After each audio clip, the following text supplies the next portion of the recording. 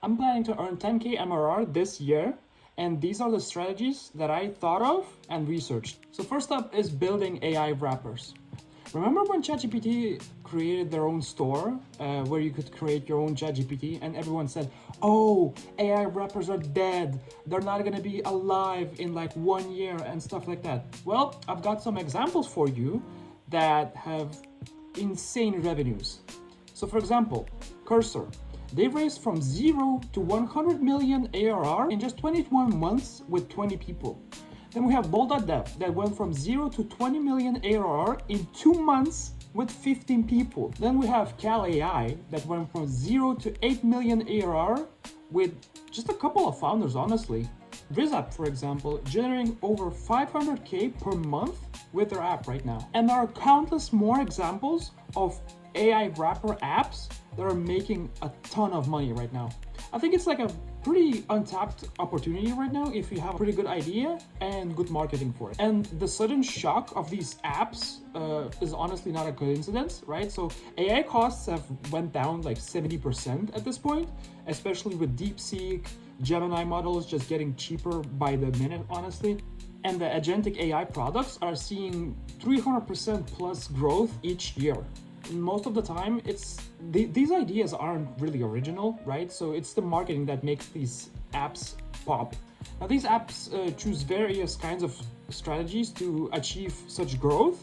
I'll get into them a bit later in this video, but I think it's a really good opportunity. Now, the second strategy for me is just to build my personal brand. Now, I have received many freelance offers from LinkedIn alone, right? And I don't think a lot of people are talking about LinkedIn these days. Most of them, I think, are talking about like X and stuff like that, but I think it's really untapped since you've got like a ton of business people there that are looking to get some services, like programming, copywriting, stuff like that. And the thing is, when you're looking for freelance work, a lot of people mention Upwork, but the thing is, usually you're competing against, no offense, Indians, that are really just racing to the bottom with their costs, right? So especially if they are living like in a low income area, right? So it's much cheaper for them to offer their services for cheaper because they don't have many expenses.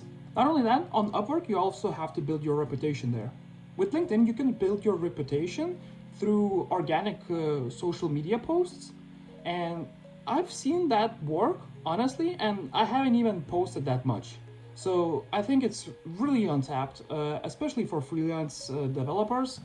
You should really get into it if you're interested, and I'm gonna be trying to get on my branding. Especially now, since I made this one like AI tool for myself, which basically like generates content for me.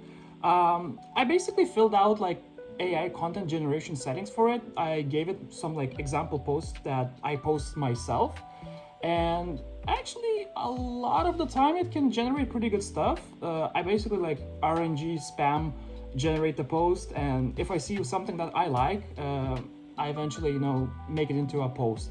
So it's like it generates like 80% of the way there for me. So I don't know. It's pretty good, and eventually I won't have to touch LinkedIn at all, honestly. So I think I'm building like a pretty handy tool for myself. If you're interested in the tool, I'll have it in like the comment section or the description as well, so you can check it out. Eventually I'll probably maybe like add AI agentic behaviors or something like that to just completely like automate the process of posting there, but we'll see. I'll see where I can go with this small little product of mine. Now, another avenue for generating revenue is actually having a newsletter. Now, with the newsletter, you're not making money from a newsletter directly. It's usually through like having like affiliate links or maybe links to your product. For example, WebDev Cody, he once was showing how much traffic came from his newsletter for the course, and actually a lot of the traffic came from there, and he earned like $2,800 off of email alone, which I thought was pretty cool. And then I noticed like Alex Hormozy also trying to promote mailing lists and other stuff, and I realized that actually mailing lists can be really good. So I'll be making a mailing list myself, and this is going to be my strategy for it. My goal with my mailing list is to actually provide as much value as I can provide to people, considering my experience, right?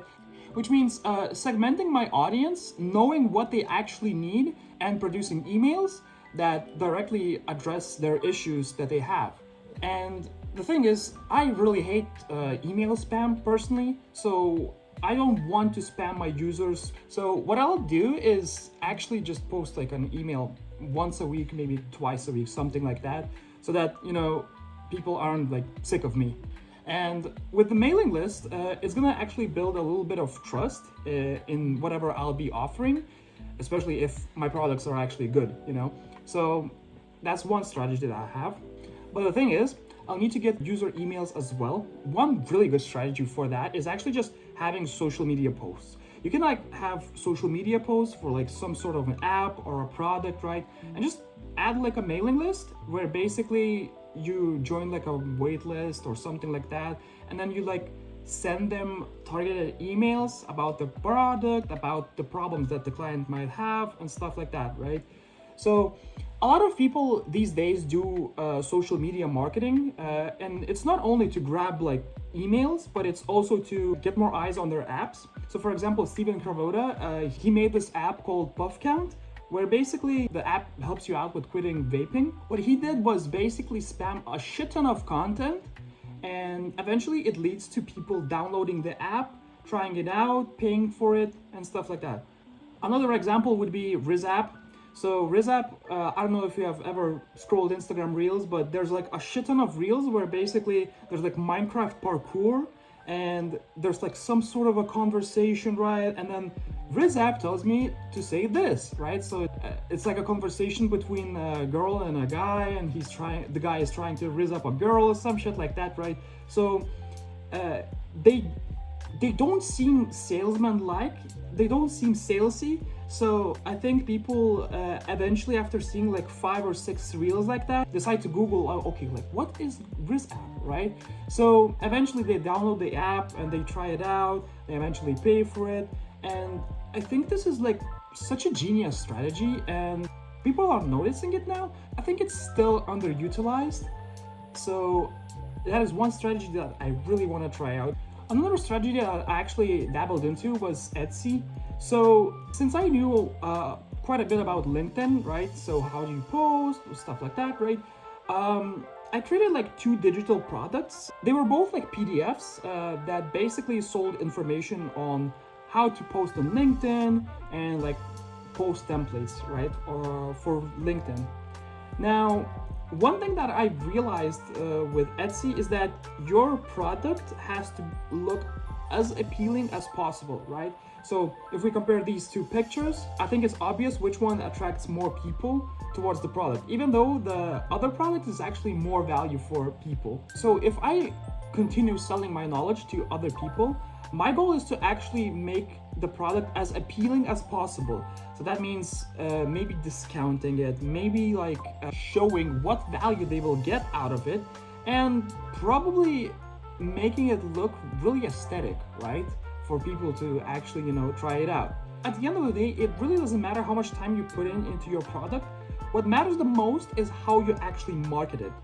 And if it's marketed well, then it's gonna sell. And that especially applies to SaaS products, which I'm dabbling into this year with like an AI post generator that I mentioned before, but also I might dabble into like just simple apps that, solve simple issues. For example, workout apps, anything like that, without like AI necessarily. Many of you might not know this, but I have actually built like a huge SaaS product before. It's like 100,000 lines of code, something like that, right? Which I ended up just killing off because, well, personal reasons, right? I might make a video about it later on, but I will mention this. If you're planning to create like a huge product, do make sure that your team is perfect for that. Because if you have any issues with the team later on, it's gonna lead to a lot of stagnation and a lot of issues later on. Whether I'll actually create another SaaS product that's not AI related, I'll see this year. I'm not sure, right? Now, obviously, before any of these ideas come to fruition, I'll be freelancing on software projects in the meanwhile, because honestly, I don't think you should be like fully quitting your job to pursue whatever freelance opportunities you want to pursue. I think that before any of your side projects take off, you should just work until it actually takes off. Providing services to people, I think, is one of the best ways to making money, especially if you're really good at the skill that you have and you have like high value skills. So for example, programming, copywriting, sales, stuff like that. And I think if I put myself down to it like 100% and focused on like actual client acquisition, I think I would be able to make like 10K MRR easily for creating products, right? Because I have a shit ton of projects under my belt. So at this point, like coding isn't a problem for me. In order to get clients, you have to have skills. In order to get skills, you have to build out projects for yourself. And if you're interested in knowing what project you should build out to get your skills better, you should watch this video. See you there.